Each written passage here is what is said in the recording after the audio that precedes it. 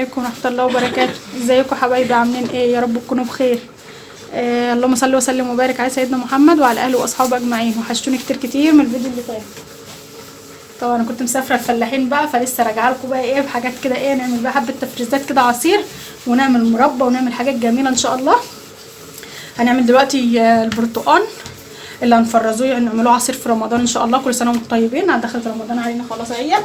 فهنعمل بقى ايه بحبه برتقال كده يبقى عندنا عصير، عشان ما ايه ما نشتريش بقى ولا حاجه في رمضان يعني. اهو بصوا البرتقال وجماله. متنسوش بس كده تشتركوا في القناه وتفعلوا زر الجرس ويوصلكوا كل جديد وحطوا لايك. متنسوش اللايك يا جماعه. عندي هنا كده ايه جايبه 4 كيلو برتقال اهو.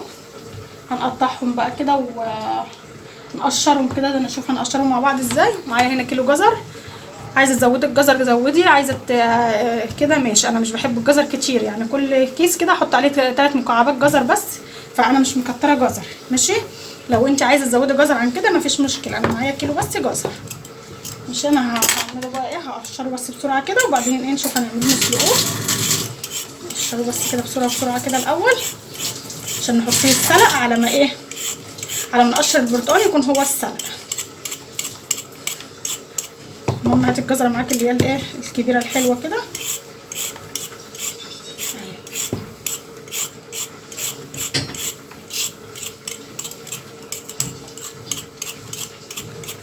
اهم حاجه قشريه عشان بيبقى فيه رمله وفيه حاجات، فهنقشره الاول وبعد كده هنغسله ونقطعه بقى نحطه ايه على البوتاجاز السلق، على ما نقشر البرتقال يكون هو اتسلق عشان ايه نخلص بسرعه كده.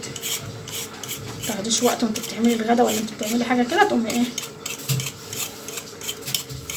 البرتقال هيبقى غالي في رمضان، فالوقت هو حلو بسم الله ما شاء الله يعني كتير ورخيص مش غالي قوي. فايه هاتي بقى بسرعه، هاتي سكري بلدي اي حاجه. اللي انا معايا هنا بلدي، البرتقال اللي انا جايباه النهارده بلدي.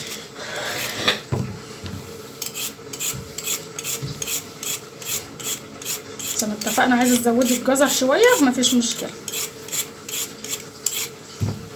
بحب يبقى ايه طعم البرتقال باين يعني ايه، مش بحب يبقى البرتقال يبقى ايه الجزر كتير يعني.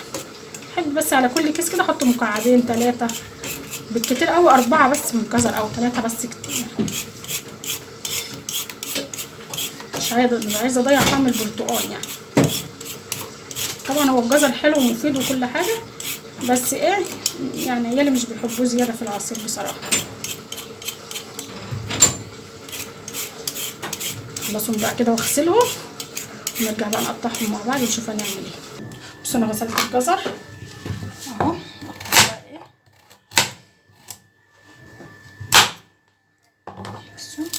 عشان الصوت بس. خليها ماسكه نفسها كده شويه عشان هنسلقها.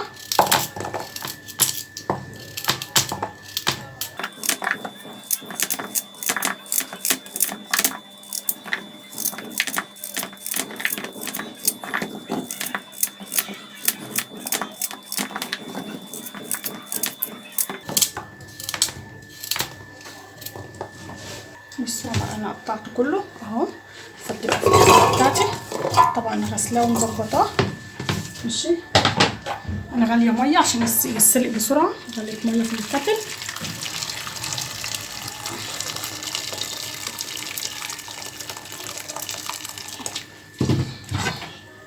هولع بقى عليه السلق ونقشر مع بعض البرتقال على ما هو يتسلق. طبعا بقى في ايه انواع كتير يعني ايه كذا طريقه لتقشير البرتقال.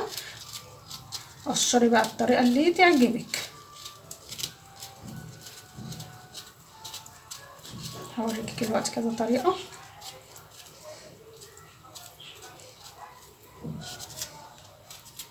اهم حاجه نشيل القشره البيضه ديت. طبعا احنا كده بنفرم العصير اللهم صل على النبي بنعمله بنضربه بنصفيه.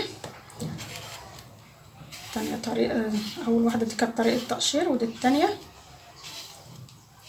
اي بقى وقت يعني ايه اي نوع سهل بالنسبة لك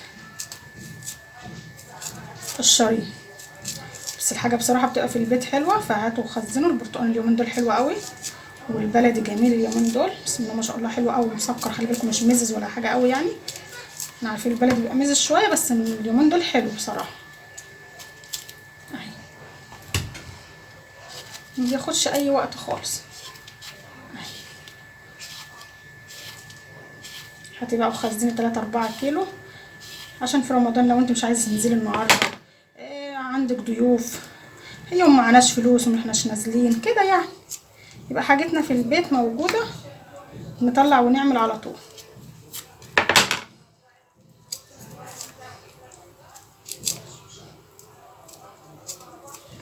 بالراحه بقى شويه كده عشان البلد بيبقى ايه طري شويه، مش بيبقى ناشف زي ابو سره برضو جامد.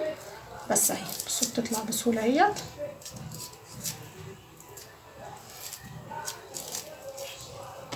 نعمل بقى حبه تفريزات كده من البرتقال والفراوله، نعملوا حبه حاجات كده حلوه، يبقى ايه الخير في البيت كده. هقشر بقى كلهم كده وارجع لكم تاني. بصوا كده ايه نقطعه بقى، لو في بذر بقى ولا حاجه نشيلوه.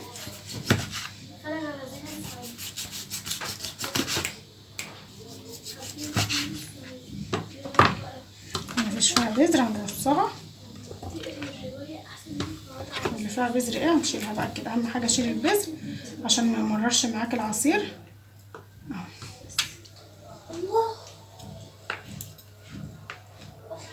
عسيس يا هو البلد بيبقى فيه بذر يا جماعه، خلي بالكم. اهم حاجه طلعي البذر كله منه عشان ما يمررش معاك العصير.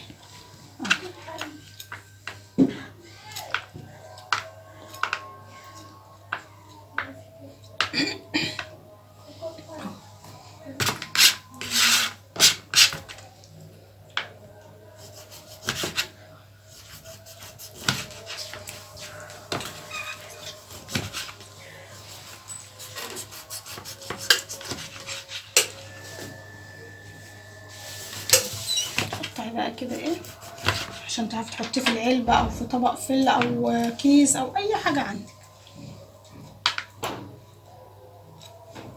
اهم حاجه بالراحه كده عشان بس الميه ما تنزلش كلها منه. طبعا انا صفيت الجزر وسبته يبرد. في بلد تجيبيه تلاقي فيه بذر قليل، وفي بلد تجيبيه تلاقي فيه بذر كتير، يعني مش كله. طبعا لو فات واحده بذرايه ولا حاجه يعني مفيش مشكله، كده كده احنا هنصفيه يعني لما نعمله عصير، كده كده هنصفيه. بس يعني نقدر على قد ما نقدر يعني ايه نطلع البذر كده عشان ايه ما يمررش معانا العصير.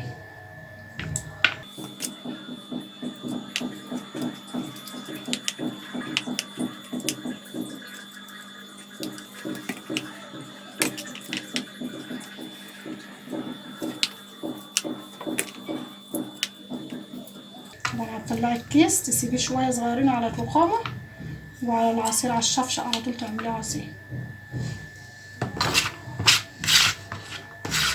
طلع منه بذره.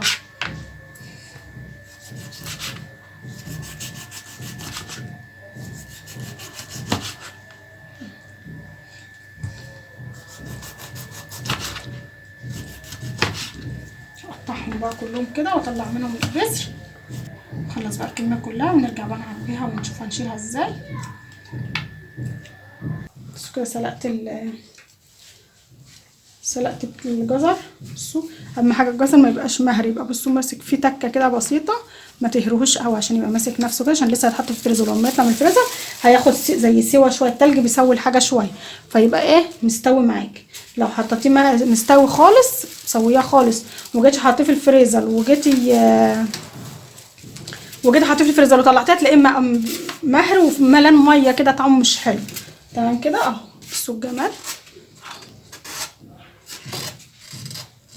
نعبي بقى في الاطباق، شوف هنعبي ازاي. يلا نحطه في الاطباق، في اكياس، في اي حاجه، في علبه عندك، في اي حاجه عشان نحطه في الفريزر.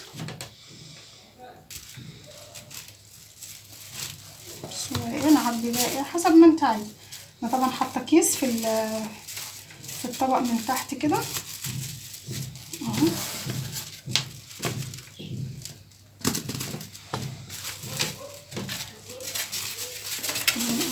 كده اهو.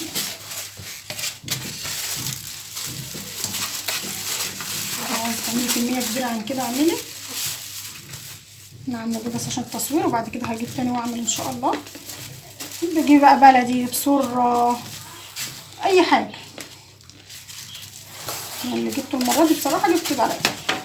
انت لو عايزه تجيبي بسره هاتي بسره، هيطلع معاكي برضه حلو.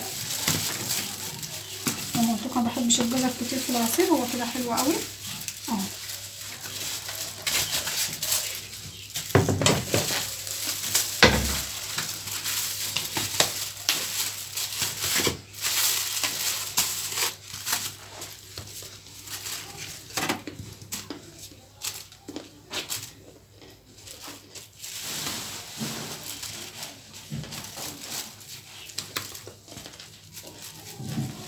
اعملي بقى عبي على قد الكميه اللي انت عايزاها.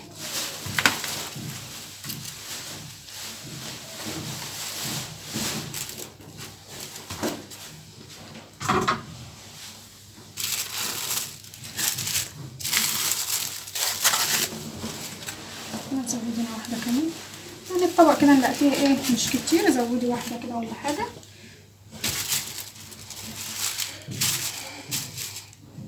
هعبيهم بقى كلهم كده وارجع لكم تاني. ده كان العصير بتاعنا خلص اهو. البرتقال اللي هنعمله عصير تحفه تحفه تحفه بصراحه، جميل جميل جميل والله. لو جربتوه حلو قوي قوي. بصوا والجزر زي ما قلت لكم ما تسووهوش قوي، عشان بصوا فيه تكه اهي. بصوا لازم تسيبي فيه تكه كده ماشي، عشان ما يتهراش منك. زي ما قلت لك هيتهرى منك في الفريزر وهيبقى طعمه مش حلو، هيعمل فوق بقبق يعني، يبقى في ميه كده ومش هيبقى طعمه حلو. تمام كده اهو. بصوا بسم الله ما شاء الله. الاطباق بتاعتي بصوا حاطه فيها صفين برتقال اهوت مليان اهوت. والجزر انا مش بحب اكتر جزر عن كده، انا كده كمان مزوده كمان. انا بحب احط بصوا 3 4 مكعبات بس، فانا كده مزوده بس كمان حبه اهو ماشي. انت حابه تزودي الجزر عن كده شويه مفيش مشكله. الجزر طبعا كلته غذاء وكلته فيتامينات، والبرتقال تحفه. فنكيسوهم بقى ونحطهم في الفريزر عشان ان شاء الله كل سنه وانتم طيبين. دخلت رمضان داخله علينا خلاص اهون، فنلحقوا بقى نجهزوا التفريزات بتاعه رمضان. انا عارفه الاسعار غاليه، على قد ما نقدر حاجات كده يعني. نجيب 3 كيلو برتقال نعملهم مربى، 3 كيلو برتقال نعملهم عصير كده فاهمين. حاجه برضو يبقى عندنا في البيت، عشان برضو ايه زي ما انتم عارفين ان كل حاجه عادت غاليه والله انا عارفه، بس على قد ما نقدر يعني عشان يبقى البيت فيه خير. ما هنعمل ايه يعني، حاجه غاليه مش هناكل غصب عننا والله. فاحنا على قد ما نقدر من المصروف كده، كل ما تيجي نازله السوق هاتي حاجه، هاتي 2 كيلو 3 كيلو برتقال النهارده، 2 كيلو فراوله بكره كده. كل ما تيجي نازله السوق هاتي حاجه. وانا والله بعمل كده على فكره يعني، كل ما بنزل السوق بجيب حاجه. فده كان الفيديو بتاعنا النهارده، يا رب يكون عجبكم ويكون خفيف على قلبكم كده.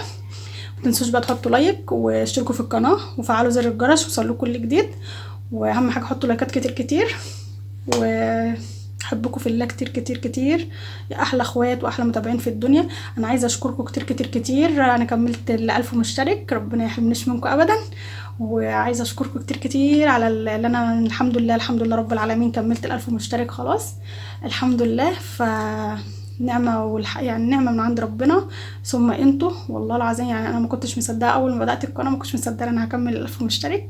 فالحمد لله رب العالمين، الحمد لله رب العالمين. فضل يرجع لربنا ثم ليكم، فربنا يحرمنيش منكم ابدا. فاستنى بقى منكم لايكات كتير كتير، واكتبوا كومنتات بقى حلوه كده منكم زيكم. معلش طولت عليكم، فبحبكم في الله وبحبكم كتير كتير وبحب اتكلم معاكم والله. السلام عليكم ورحمه الله وبركاته.